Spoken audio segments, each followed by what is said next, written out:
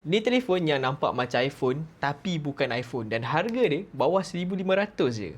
Mari aku cerita. Ini dia Honor 600 Lite yang terbaru. Spek dia sedap dan design dia pun lawa gila kat sini. First kali, rekaan dia memang nampak premium gila sebab pakai metal unibody dengan bezel yang sangat nipis. Kalau korang tengok sekali imbas, memang ada vibe iPhone yang kuat lah kat sini dan tak boleh deny lah, memang nampak macam iPhone pun kat sini. Kalau korang yang nak iPhone yang harga murah, this phone might actually be for you lah. Dari segi memori, phone ni memang king dalam harga dia sebab korang akan dapat RAM sebesar 24GB iaitu 12GB RAM asal campur dengan 12GB Honor RAM Turbo. Storage ni pun besar 256GB, jadi tak perlu risau sangatlah memori penuh bila korang rakam video banyak-banyak tu. Tapi macam biasa bila korang pakai RAM Turbo ni, dia akan kurangkanlah korang punya memory storage tu. So kalau korang tak suka tu, korang boleh disablekan je, tak ada masalah kat sini. Lepas tu screen dia pun cantik, 1.5K AMOLED yang ada teknologi pelindungan mata dengan 3840Hz PWM-DMI. Bateri pula gegasi 6520mAh. Walaupun body dia kecil nipis macam ni, but still bateri dia besar gedabak kat sini. Nak layan drama ataupun scroll social media berjam-jam pun tak ada hal disebabkan dia menggunakan chipset yang sangat efisien iaitu MediaTek Dimensity 7100 Elite yang memang sangat efisien kat sini. Untuk kamera, dia ada sensor utama 108MP. Paling shock kat sini, dia ada button AI baru untuk korang akses terus, ciri macam AI Eraser untuk padam objek dan dalam gambar, AI Auto Painting dan juga Google Lens. Phone ni pun tahan lasat sebab dia ada IP rating iaitu IP66 dan juga CGS-GS 5 stars. Harga dia pun cuma RM1,399 sahaja. Tapi kalau korang tertanya nak pilih antara Honor X9D ataupun